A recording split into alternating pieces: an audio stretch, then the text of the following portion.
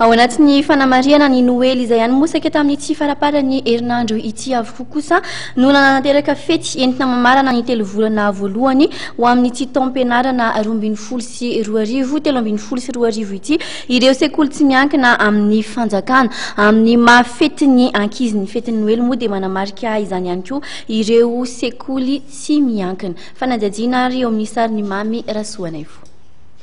Rehefa avy nanatanteraka fanadinana ho amin'ny telovolana voalohany amin'ity taom-pianarana 12 sy 20 13 sy 20 izay notanterahana tamin'ny herinandro ambonina tamin'ity herinandro ity dia niroso tamin'ny fikarakarana fety nentina nanamariana ny fetin'ny Noely amin'ny maha fetin'ny ankizy azy ny ankamaroan'ireo sekoly tsy miankina amin'ny fanjakana ka isany amin'izany teto amin'ny sekoly Les Lutins Ankadifotsy nandray anjara tamin'ny fihirana sy dia samihafa ny ankizy isaky ny kilasy arak'izany.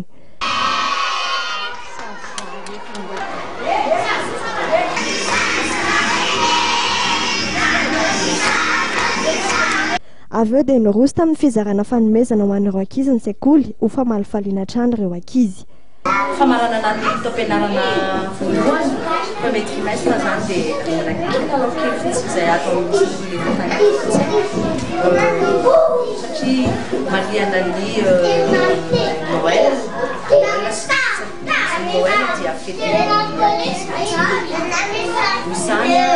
dia karakara zay tamin dia kilalao éducatif mandraiky miaraka amin'ny soldat zay matsika nafatiny teny an'ankizy vavy mipetrakery sy satroka.